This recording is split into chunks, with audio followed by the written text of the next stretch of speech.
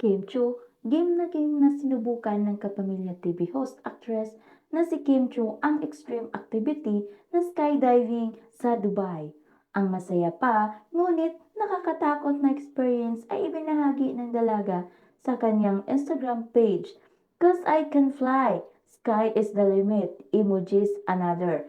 Chick emoji on my Kim Adventurer list, caption ni Kim sa kanyang Instagram reel. Talaga namang nakakaloka dahil sa 30,000 feet ang taas ng adventure ng actress. Marami sa mga netizens, lalo na ang mga supporters ni Kim, ang humanga sa breathtaking experience ng dalaga. Prime example of living life to the fullest, saad ng isang netizen. Comment naman ng isa, "I got emotional while watching this. Parang ang sarap sa pakiramdam na magawa mo to. I love skydiving. So proud of you, Kim. Not many can do it, but you did it," say pa ng isa. Maging ang kapatid nitong sila Cam at malapit nitong kaibigan na si Bella Padilla ay napakomment ng buwis-buhay trip ng kapamilya star. "Wow! Another true adventure unlocked! Boogs! Solid!" Saad ni Atila Cam. Question naman ni Bella, "Kim, bakit?" Laughing emoji. Matatandang lumipad ang aktres papuntang Dubai kasama ang kanyang kalaptip na si Paolo Abilino para sa Kapamilya Kalayaan Parabang 2024. Samantala, hindi masasanay ever ang kapamilya aktor na si Paolo Abilino sa paggawa ng love scene at halikan sa harap ng mga kamera.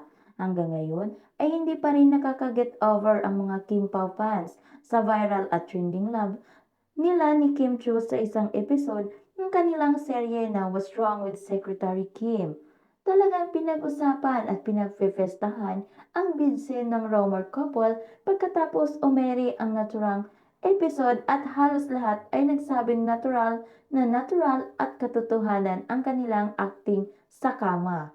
Inamin ni Kim na hindi biro ang mga ginawa nila ni Paolo sa What's Wrong with Secretary Kim. Mahirap siya, yun na yata ang pinaka-intense kong ginawa for my entire career.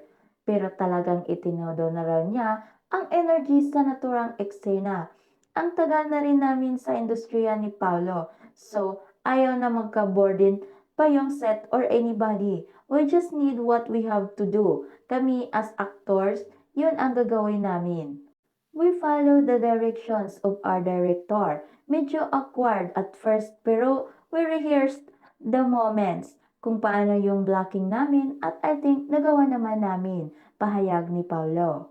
Sabi nga ng aktor, hindi siya masasanay sa paggawa ng intimate scene sa teleserye at pelikula dahil mahirap talagang sumabak sa love scene at kissing scene.